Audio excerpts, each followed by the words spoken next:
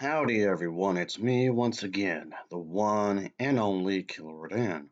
So of course, here's another video for more spooky stuff, more weird shit, of course.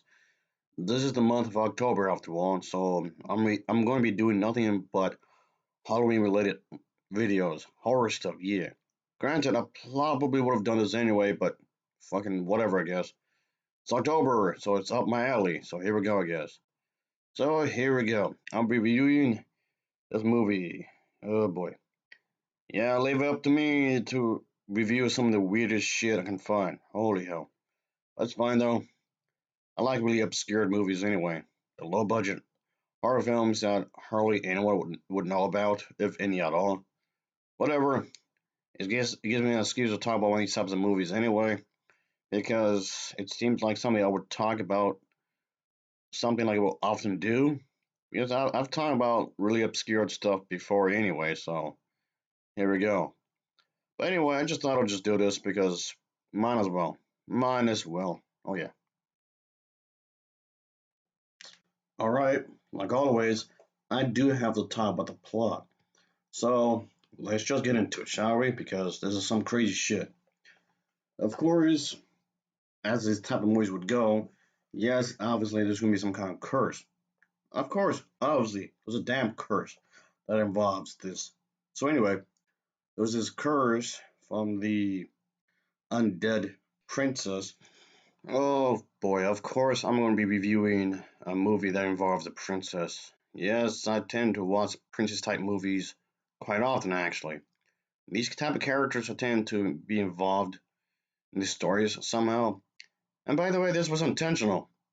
I knew nothing really about this movie. I was actually surprised to see a princess character in here. But then again, I watch a lot of movies with princesses in them anyway, so what of those is new? Turns this individual into this creature, wild horror guardian, this reanimated thing, I guess you can say. So yes, basically the plot follows this individual named Dave, who has recently discovered a very well preserved, let's say, this ancient Egyptian princess, like I was saying a moment ago, along with a mummy that was, I guess, with her, I suppose. Let's just say that it gets pretty wild in that case. So yeah, there's quite a bit of a backstory in that regard. So they gotta set up the plot somehow.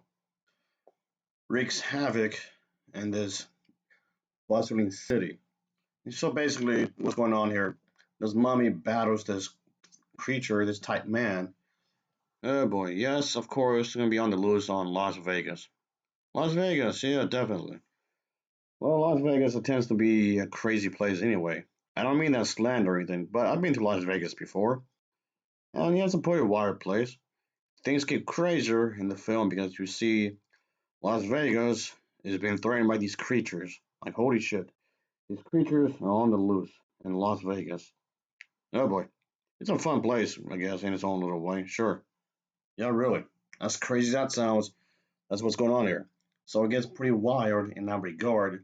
Obviously, the main character has people he's familiar with, people he knows, because he does this whole exploring thing in the movie. But yeah, it's just quite a few people he's familiar with in the film and whatnot. So okay, that's gonna be a thing in the movie, which is fine because I guess this movie is attempting to spend some time with the human characters. I guess. I mean, sure, I'm up for that. So that's definitely a thing here. So yes, pretty much the entire movie, you can see that these two, I guess, creature beings, they want to go after each other and just kill each other and whatnot, and just we get to see that this film will follow these. So yes, there was this whole thing with yeah, the explorer Dave touches this piece of jewelry and falls victim to an ancient curse. So yes, the curse turns him into this like werewolf type character, kind of. And yeah, the light of the full moon, so to speak. So yeah, it gets pretty crazy, that kind of a thing. So yeah, it was involved a werewolf in a mummy movie. So there was that, I guess. So it's kind of a odd mixture of a hodgepodge of monster creature trope type things, I guess. It's a bizarre movie, okay? It's a really weird ass fucking movie. So it's like a hodgepodge of different stuff that's been thrown into the same movie. Like, okay, that's a thing. Whatever you say, movie, whatever you say. So there you go.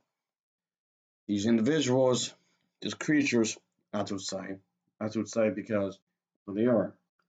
Yeah, this movie just what the hell? Just what the hell?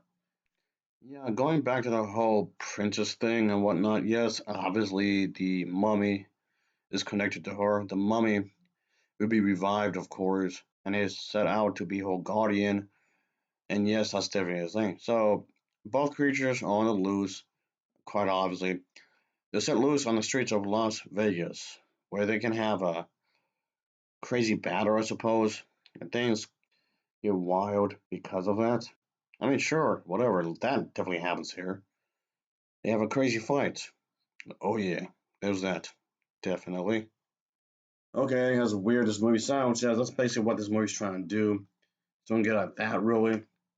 Just express it. We can see that these creatures, these individuals, are just pretty much running around with this kind of a thing, and that's what it is.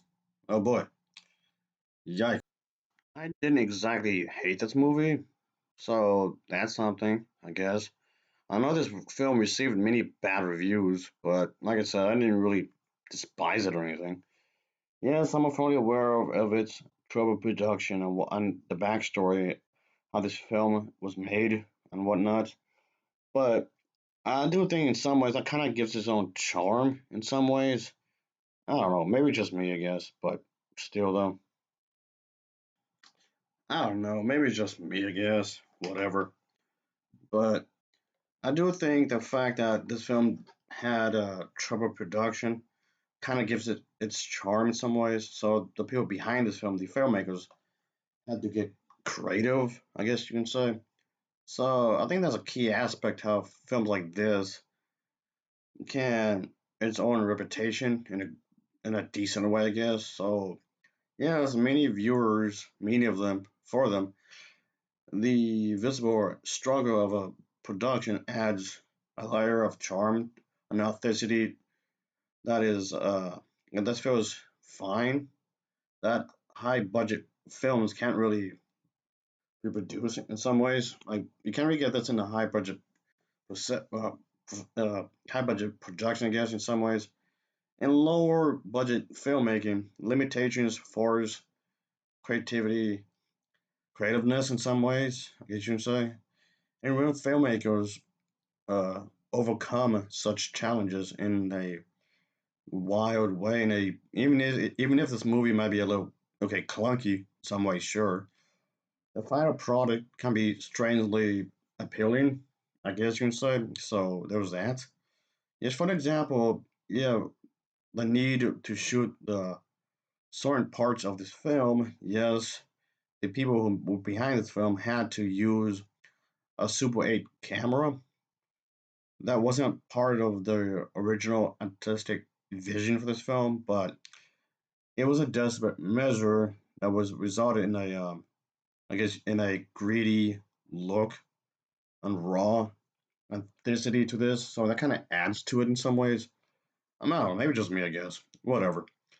I give this film an overall rating of a 6.8 out of 10. It's a 6.8 out of 10 for me. So there you go. As always, thanks for watching and take care. Until next time, see ya. Oh, yeah, later.